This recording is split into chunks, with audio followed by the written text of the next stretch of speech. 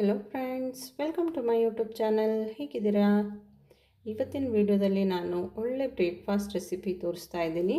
ಒಳ್ಳೆ rice item ಇದು. ತುಂಬ ಈಸಿ ಆ್ಯಂಡ್ ಸಿಂಪಲ್ ಆಗಿದೆ. ಮಕ್ಕಳಿಗೆ ಲಂಚ್ ಬಾಕ್ಸಿಗೆಲ್ಲ ಮಾಡಿಕೊಡ್ಬೋದು. ತುಂಬ ಈಸಿಯಾಗಿದೆ. ಬನ್ನಿ ಇದನ್ನು ಹೇಗೆ ಮಾಡೋದು ಅಂತ ನೋಡೋಣ. ಮೊದಲಿಗೆ ನಾನೊಂದು ಪ್ಯಾನ್ ಇಟ್ಟಿದ್ದೀನಿ.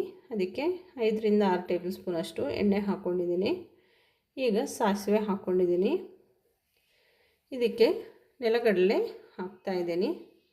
ಹಾಗೆ ಸ್ವಲ್ಪ ಕ್ಯಾಶ್ಯೂನಟ್ ಆಪ್ಷನಲ್ಲು, ಬೇಕಿದ್ದರೆ ಹಾಕಿ, ಇಲ್ಲದಿದ್ದರೆ ಸ್ಕಿಪ್ ಮಾಡ್ಬೋದು. ಈಗ ಇದನ್ನು ಫ್ರೈ ಮಾಡ್ಕೋಬೇಕು. ಫ್ರೈ ಆಗಿದೆ. ಈಗ ಇದಕ್ಕೆ ಒಂದು ದೊಡ್ಡ ಈರುಳ್ಳಿನ ಕಟ್ ಮಾಡಿ ಸೇರಿಸ್ಕೊಂಡಿದ್ದೀನಿ. ಸ್ಲೈಸ್ ಕಟ್ ಮಾಡ್ಕೊಂಡಿದ್ದೀನಿ ನಾನು. ಇದನ್ನು ಚೆನ್ನಾಗಿ ಫ್ರೈ ಮಾಡ್ಕೊಳ್ಳಿ. ತುಂಬ ಏನು ಫ್ರೈ ಆಗಬೇಕಾಗಿಲ್ಲ, ಮ್ಯಾಕ್ಸಿಮಮ್ ಫ್ರೈ ಆದರೆ ಸಾಕು.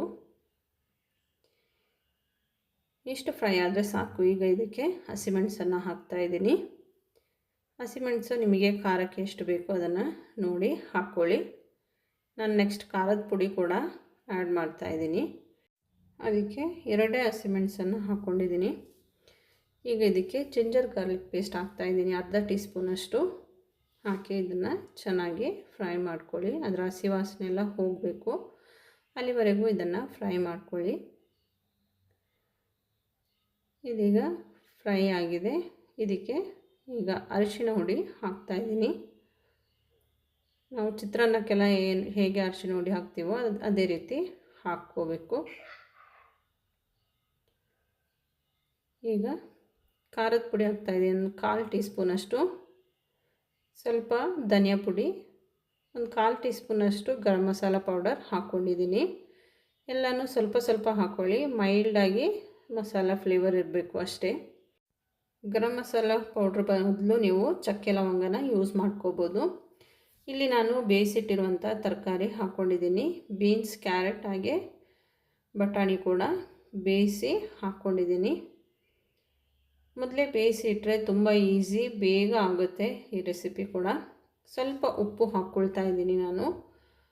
ತರಕಾರಿ ಬೇಯಿಸುವಾಗ ಅದಕ್ಕಿರುವ ಉಪ್ಪು ಹಾಕ್ಕೊಂಡಿದ್ದೀನಿ, ಆದರೆ ಮಸಾಲೆಗಿರೋ ಉಪ್ಪು ಇವಾಗ ಹಾಕ್ಕೊಂಡಿದ್ದೀನಿ. ಇದನ್ನು ಚೆನ್ನಾಗಿ ಫ್ರೈ ಮಾಡ್ಕೊಳ್ಳಿ.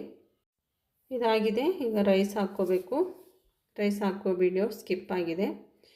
ರಾತ್ರಿ ಉಳಿದಿರುವ ಅನ್ನ ಆದರೆ ಬೆಟರ್. ನೀವು ಬಿಸಿಯಾಗಿ ಅನ್ನ ಮಾಡಿ ಈ ರೀತಿ ಮಾಡುವಾಗ ಅನ್ನ ಎಲ್ಲ ಹುಡಿ ಹುಡಿ ಆಗುತ್ತೆ. ಈ ರೀತಿ ಉದುರಾಗಿ ಇರೋದಿಲ್ಲ. ಅದಕ್ಕೆ ಆದಷ್ಟು ರಾತ್ರಿ ಉಳಿದಿರುವ ಅನ್ನ ಅಥವಾ ತಣ್ಣಗಾಗಿರುವ ಅನ್ನನ ಸೇರಿಸ್ಕೊಳ್ಳಿ. ರೈಸ್ ಮಿಕ್ಸ್ ಮಾಡುವಾಗ ಅದಕ್ಕೆ ಎಷ್ಟು ಬೇಕು ಅಂತ ನಮಗೆ ಒಂದು ಅಂದಾಜು ಇರುತ್ತೆ. ಅದಕ್ಕೆ ನೋಡಿ ರೈಸ್ ಮಿಕ್ಸ್ ಮಾಡ್ಕೊಳ್ಳಿ. ನಾನು ಪುನಃ ಸ್ವಲ್ಪ ಸೇರಿಸ್ಕೊಂಡಿದ್ದೀನಿ ರೈಸ್. ಇವಾಗ ಇದಕ್ಕೆ ಸ್ವಲ್ಪ ಉಪ್ಪು ಹಾಕ್ತಾಯಿದ್ದೀನಿ. ರೈಸಿಗೆ ಬೇಯಿಸುವಾಗ ಹಾಕ್ಕೊಂಡಿದ್ದೀನಿ, ಆದರೂ ಸ್ವಲ್ಪ ಬೇಕು ಅಂತ ಅನಿಸ್ತು, ಅದಕ್ಕೆ ಹಾಕ್ಕೊಂಡಿದ್ದೀನಿ. ನೀವು ಟೇಸ್ಟ್ ನೋಡಿ ಉಪ್ಪು ಹಾಕ್ಕೊಳ್ಳಿ. ಒಂದೇ ಸಲಕ್ಕೆ ಹಾಕಿ ಆಮೇಲೆ ಜಾಸ್ತಿ ಆದರೆ ಕಷ್ಟ ಆಗಿಬಿಡುತ್ತೆ. ಇದನ್ನು ಚೆನ್ನಾಗಿ ಮಿಕ್ಸ್ ಮಾಡ್ತಾಯಿದ್ದೀನಿ. ಈಗ ಇದಕ್ಕೆ ಲೆಮನ್ ಹಾಕ್ಕೊಳ್ತಾ ಇದ್ದೀನಿ. ನಾನಿಲ್ಲಿ ಟೊಮೆಟೊ ಏನು ಆ್ಯಡ್ ಮಾಡಿಲ್ಲ, ಆದರೆ ಸ್ವಲ್ಪ ಹುಳಿ ಅಂಶ ಬೇಕು ಅಂದರೆ ನಾವು ಲೆಮನ್ ಹಾಕಲೇಬೇಕು. ಸ್ವಲ್ಪ ಲೆಮನ್ ಹಾಕ್ಕೊಂಡು ಚೆನ್ನಾಗಿ ಮಿಕ್ಸ್ ಮಾಡ್ಕೊಳ್ಳಿ. ಈ ರೀತಿ ನೋಡೋದಕ್ಕೂ ಕಲರ್ಫುಲ್ ಆಗಿದೆ, ಚೆನ್ನಾಗಿದೆ. ಈಗ ಇದಕ್ಕೆ ಕೊತ್ತಂಬರಿ ಸೊಪ್ಪು ಹಾಕ್ಕೊಂಡಿದ್ದೀನಿ. ಇದು ಆಪ್ಷನಲ್ಲು, ಬೇಕಿದ್ದರೆ ಹಾಕ್ಕೊಳ್ಳಿ, ಹಾಕಿದರೆ ಫ್ಲೇವರ್ ಚೆನ್ನಾಗಿರುತ್ತೆ. ಲಾಸ್ಟಲ್ಲಿ ಹಾಕ್ಕೊಳ್ಳಿ ಅಂದರೆ. ಇದೀಗ ರೆಡಿಯಾಗಿದೆ. ನೀವು ಮನೆಯಲ್ಲಿ ಟ್ರೈ ಮಾಡಿ. ವಿಡಿಯೋ ಇಷ್ಟ ಆದರೆ ಲೈಕ್, ಶೇರ್, ಕಮೆಂಟ್ ಮಾಡಿ.